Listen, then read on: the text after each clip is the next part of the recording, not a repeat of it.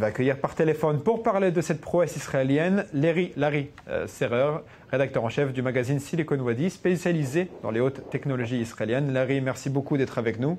Bonjour, avec plaisir. Pourquoi, d'après vous, est-ce que Tel Aviv est si attractif pour les startups? Bien, avant de parler de Tel Aviv comme ville, il est important de parler de tout l'écosystème qui règne en général autour des startups en Israël. Il faut savoir que 4,7% du PIB de l'État est investi dans le R&D. C'est-à-dire que si vous avez une idée, que vous avez besoin d'argent, l'argent est disponible pour la recherche, il est là.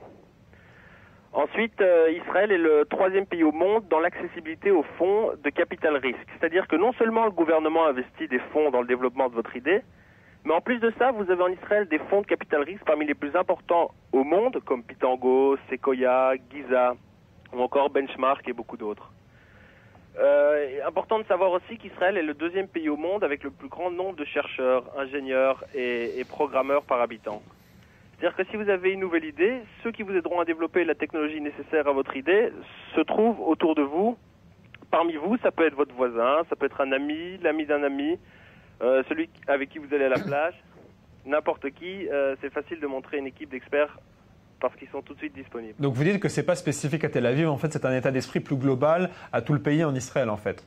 Exactement, c'est un état d'esprit, exactement. Alors justement, vous parlez de la vente des entreprises israéliennes. Certaines entreprises comme Waze, pour ne citer que le GPS qui a été récemment vendu à Google, sont considérées comme des success stories, mais elles sont toujours vendues à l'étranger. Ça pose pas un problème que ces entreprises ne restent pas en Israël finalement? Si, mais déjà, on peut rappeler, on se souvient que lorsque Waze devait être racheté par Google, les dirigeants de la compagnie Waze avaient exigé de Google de maintenir leur centre de R&D en Israël. Et puis pour ce qui est de la fuite du cerveau, en réalité, les ingénieurs israéliens qui partent travailler aux États-Unis, après quelques années, grimpent dans les échelons des grandes compagnies américaines pour ensuite influencer le rachat de start-up israéliennes. Donc c'est vrai qu'ils partent, mais c'est un investissement à long terme. Et puis vous savez, entre nous, on est au Moyen-Orient, on est dans une région où tous les pays voisins trouvent leur richesse à 1,7 km sous la terre, et nous n'avons que seule ressource, ce qui se trouve à 1,7 mètre au-dessus de la terre, c'est-à-dire notre cerveau. Donc c'est vrai qu'on vend des idées, aujourd'hui on vend notre savoir-faire.